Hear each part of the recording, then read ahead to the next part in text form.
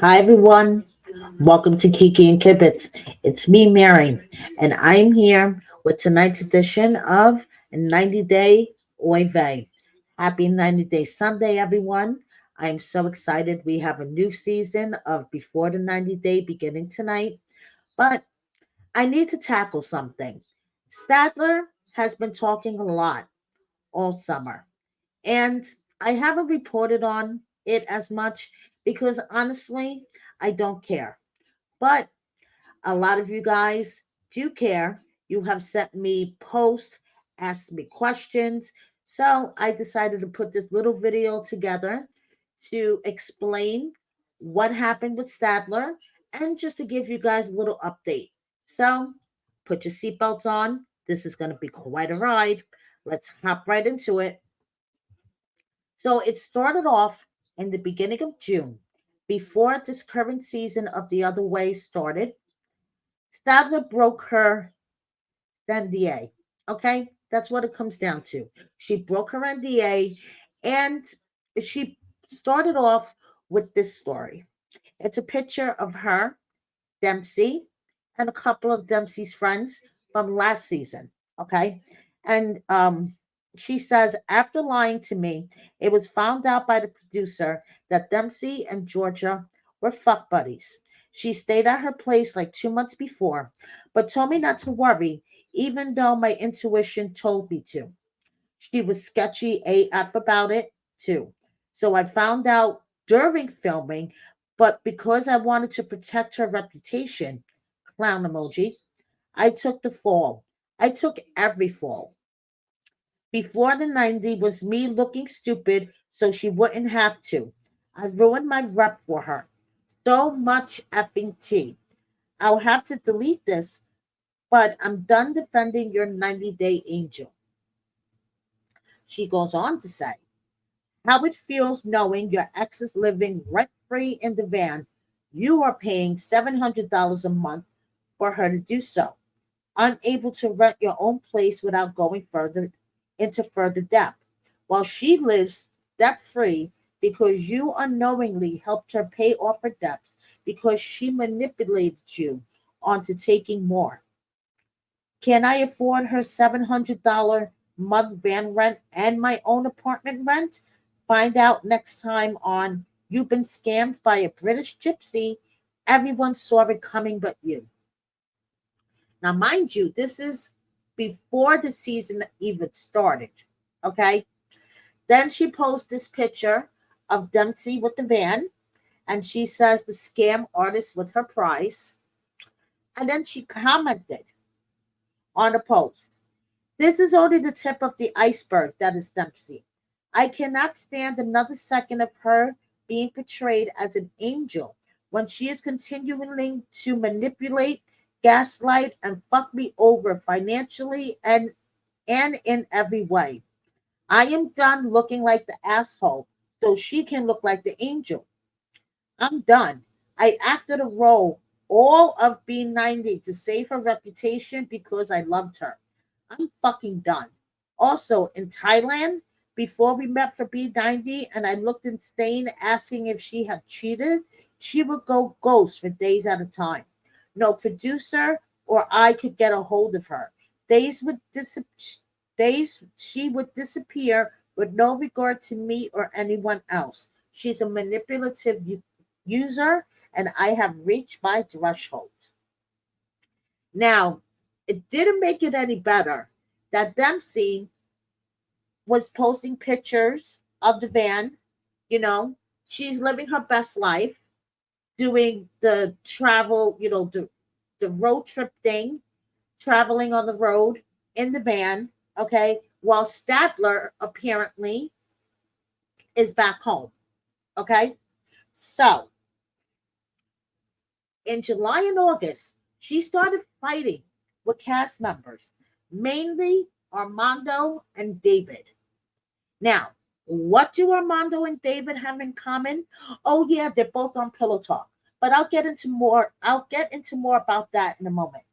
So, she started fighting with Armando first about the 90-day house idea, how the tell all had all of the cast members go back to the house, in between the tell-off filming and whatever. Well, apparently that was Statler's idea that she produced to a producer, and she insists that Sharp Entertainment stole her idea.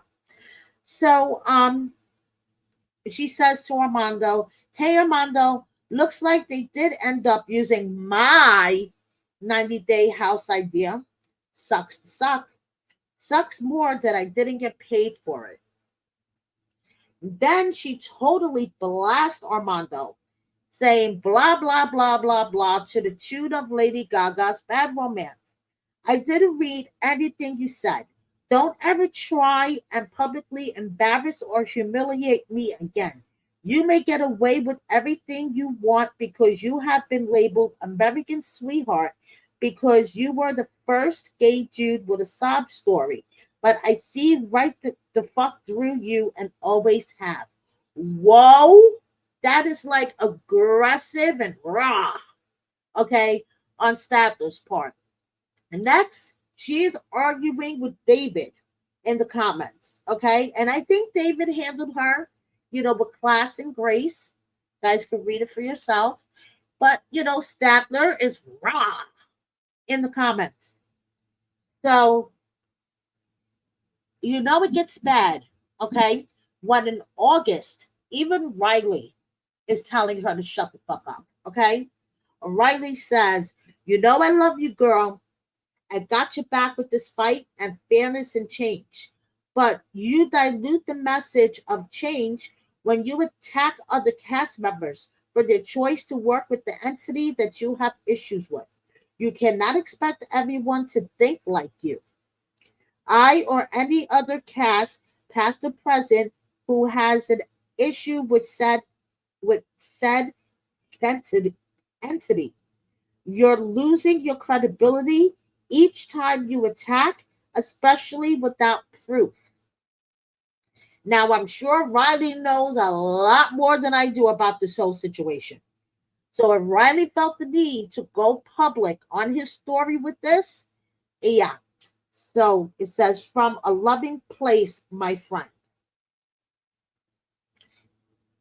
Now, according to Statler, it's a smear campaign. Okay. So shortly after Riley posted that, she posted, "When exposed to light, dark things fade. The lines are clearly drawn between the cast members, the puppets, and the rebels. Best of luck, puppets. We aren't coming for you. We're coming for your master." Then she says, "Us watching their cute little smear campaign. Our team hasn't even entered the arena yet. Why so defensive? Something to hide?" She goes on to say, 90 Day is all about psychological manipulation and using cast members, podcasters, meme accounts, and editing to push their own narrative on y'all. Hope y'all are aware of this. In the following weeks, myself and other cast members, including real OGs, will reveal more and more. Expect the puppets to try and make it seem crazy or double down. But we are standing strong. We hope you'll be open to hearing our side." So, according to Statler, Sharp Entertainment also used podcasters, cast members, and meme accounts to push their own narrative. Interesting. So then she goes on to say, "Their move so far has been to sick Kenny and Armando army." I assume she's talking about Sharp Entertainment, though they have nothing to do with this and literally have zero business being involved. We are going after Sharp Entertainment 90 Day, not them. Let's see who else they'll use. Should be very telling. Finally, turns out they just don't manipulate casts. They're trying to manipulate you from seeing their true values. Promoting abusers is just the tip of the iceberg. Now, Armando, of course, has to come with a clap back. And let me tell you, I laughed my ass off. Armando says, who says we're puppets? We're Muppets. Get it right. Now, this is purely my opinion, okay? And we all know what I say about opinions. Everybody has one, kind of like an asshole, okay? So, in my opinion, I think Statler might be a little tiny upset that her gravy train is coming to an end. And I'm going to tell you guys why. So, first of all, Statler posted to her story what she called a diary that she did every day after filming her first season.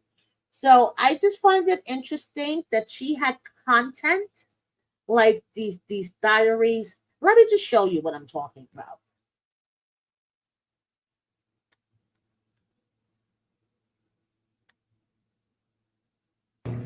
Day 2 of filming. Like filming for real. On location and whatnot. We started early in the morning and we finished late. We did over 10 hours of filming today. I'm trying to remember what all we filmed. It is so much. There was a lot of interviews around the house. We did packing one bag, me running around the house. They ran out and got me a bunch of TV dinners, so now I'm stocked on hungry. And I wanted to have... Okay, so she apparently filmed these diary things every day after filming. So I, in my opinion, believe that she hoped she could do something with this stuff and maybe do some type of content. But now that she pissed off Sharp Entertainment, and she really pissed them off by breaking her NDA, in my opinion, okay? That she was told not to show up to the tell-all for the other way that was being filmed this weekend in New York. But guess what? She was showing up anyway. I'm going to let her tell you the story.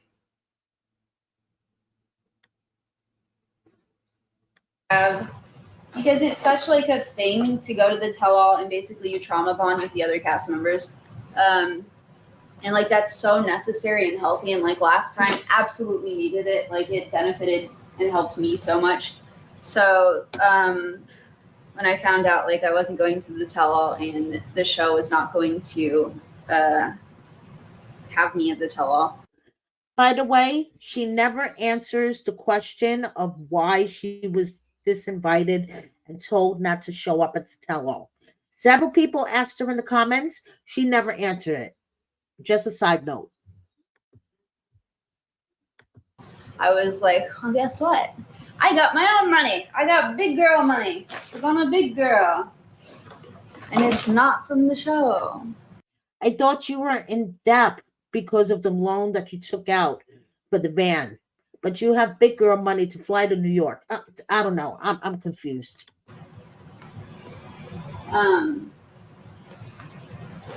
Because the pennies that they pay are laughable. So anyway. Yeah, I'll be going to New York City on my own dime. So see you there, producers.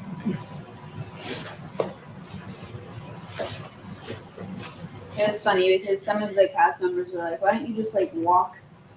Like, what are they going to do? Why don't you just like live stream? Like, because they all have to take Ubers to the like secret location. They were like, why don't you just get in our Uber and we will take you there. And then just like live stream yourself as they tell you, no, you can't come in. I'm not going to do that because I don't like to appear in places that I'm not wanted. That like is not good for me personally. So I decided against that because that's a bit too unhinged even for me. Yeah, dude, the drama. It's insane. Yes, crazy, Statler, that you would even think about showing up at a place that you weren't invited or you're not wanted, whatever the case may be. I don't know. Now, why, if Sharp was such a horrible employer and it was this whole narrative thing that she was forced to go along with, why does she do a second season, you may ask? Well, she claims that Dempsey, seen here um, on the last episode of B90, that she begged her to do another season. And even though she had this intuition that Dempsey was a scammer and was cheating on her, she loved her.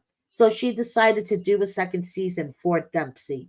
And for the record, she's is so sick of people saying she needs therapy. I have been to more therapists and done more different types of therapy than most people would ever do in their entire lives. It is why I'm self aware as I am. It's always the ones who have never been to therapy who have no clue what healing looks like. Clown face emoji. I'm sure it doesn't help with her healing, seeing Dempsey living her best life. Okay. And Statler does miss the van life, even though, she wasn't too crazy about it and complained about being in a small space. And this kind of adds to my theory on Statler just being upset that her whole 90-day gravy train is coming to an end. If her relationship with Dempsey is over, okay. Um, I guess she can't use the content from van life. As you see here, though my van journey is over, I still have over a year's worth of content from 15 countries, which would be a waste if I didn't share. So I think, my opinion, that Stavler was hoping that she could, ride this 90-day gravy train a little bit more. And let me continue. So expect more of that on TikTok. Expect more stories like those two times we literally nearly died, one in Andorra and one in Austria, or my summer in Wales with the seagull I befriended, an affectionate named friend. More to come. Okay. I think, my opinion, solely my opinion, I don't know this to be a fact, that Statler wanted to continue her gravy train with Sharp Entertainment, 90 Day, TLC, whoever you want to say, by appearing on Pillow Talk. And for whatever reason, she was not picked to appear on this new Pillow Talk, this new version of Pillow Talk that we're having now. Okay, Pillow Talk 2.0, if you may will.